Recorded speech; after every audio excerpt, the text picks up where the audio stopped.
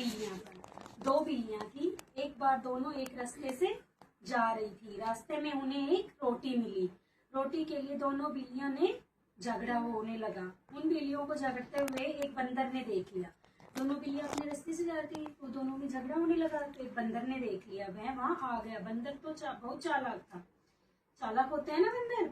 उसने दोनों बिल्लियों को समझाया, तुम लोग झगड़ा मत करो, मैं रोटी का बंटवारा कर देता हूँ। बंदर क्या बोलते हैं दोनों बिल्लियों को कि आप लोग झगड़ा मत करो, मैं बंटवारा कर देता हूँ आपकी रोटी का। बंदर कहीं से एक तराजू ले आया। उसने दोनों रोटी के दो टुकड़े किए। बंदर ने तराजू के एक पलड़े में एक रोटी का टुकड़ा और दूसरे पलड़े में दूसरा टुकड़ा रखा। अब एक जगह क्या हुआ, छोटा पड़ गया, दूसरी जगह बड़ा टुकड़ा रख दिया तो बड़ा हो गया ना, तो इससे एक पलड़ा भारी हो गया। तो भारी पलड़ा क्या होगा, झुक जाएगा। बंदर ने दोनों पलड़ों को बराबर करने का नाटक किया। उसने भारी पलड़े पर रखे टुकड़े को उठाया और उसमें से कुछ टुकड़ा तोड़कर खा लिया। उसने क्या किया, एक में तो बड़ा रख दिया, एक में छोटा रख दिया। जिसमें बड़ा था उसका टुकड़ा तोड़ा और खुद खा लिया। खुद खा लिया तो अब उसका छोटा हो गया, दूसरे का क्या हो गया, बड़ा हो गया। अब क्या करेगा वो, इस बार दूसरा पलड़ा भारी हो गया। तो इस प्रकार में दोनों पलड़ों में से बराबर बार बार खाता रहा। एक बार तो इस पलड़े का खा ले, फिर ये भारी हो जाए तो इस पलड़े का खा ले। तो उसका तो पेट भर गया ना, लेकिन टुकड़े क्या होते जा रहे थे, छोटे होते जा रहे थे ना, क्योंकि वो खाता जा रहा था तो टुकड़े छोटे होते जा रहे थे। इससे सारी रोटी समाप्त हो गई। देखो एक टाइम पे रोटी छोटी छोटी होते होते खत्म भी तो हो जाएगी। तो इस प्रकार क्या हुआ, बिल्लियां बेचारी क्या करती, एक दूसरे का मुंह ताकती रह गई। इसलिए कभी भी झगड़ा नहीं करना चाहिए, मिल बांट के अपने आपस में ही बातें सुलझानी चाहिए। आप दोनों दोस्तों की अगर लड़ाई हो जाती है तो तीसरा उसका फायदा ही उठाता है ना, इसलिए कभी भी लड़ाई नहीं करनी चाहिए। हमें आपस में क्या शिक्षा मिलती है, हमें आपस में लड़ाई नहीं करनी चाहिए। अब हम एक सच्चा मित्र की कहानी पढ़ेंगे, ठीक है। अमर और केशव अच्छे मित्र थे। एक बार दोनों एक जंगल से गुजर रहे थे। केशव और ये दो थे, अमर और केशव, दोनों बहुत अच्छे घनिष्ठ मित्र थे।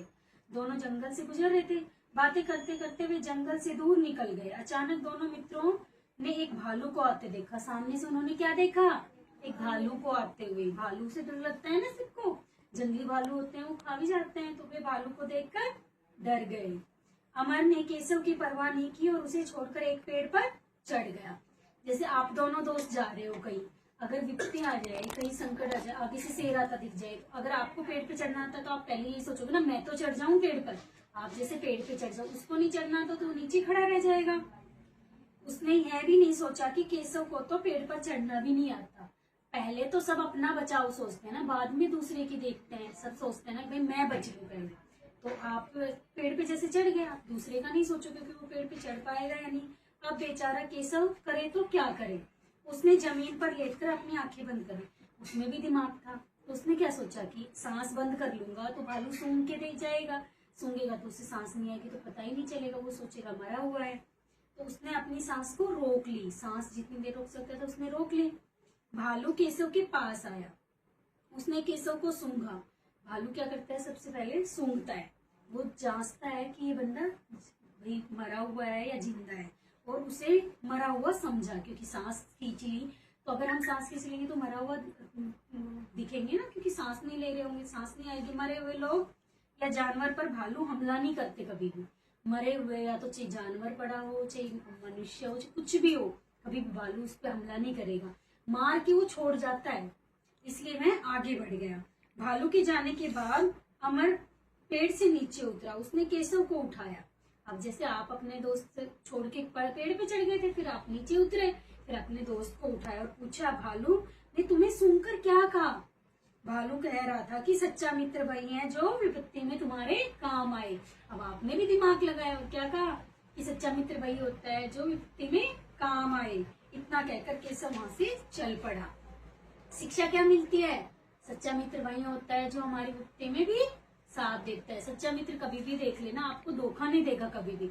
जो आप कितने ही संकट में हो वो आपकी हमेशा सहायता करेगा, ठीक है।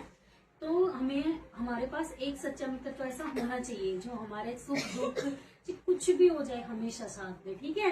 मित्र कम बनाओ, दोस्त अच्छे बनाओ और एक बनाओ, लेकिन सच्चा होना चाहिए। ऐसा नहीं कि झूठ बोले। क्लास में हम मित्र बनाते हैं तो ऐसे होता है ना, हम 10-10 बना लेते हैं, लेकिन एक अच्छा बनाओ, ठीक है।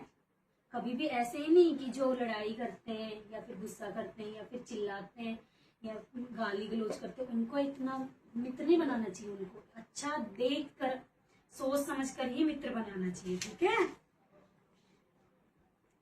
अब शेर और चूहे की देखते हैं। एक बार शेर सो रहा था, एक चूहा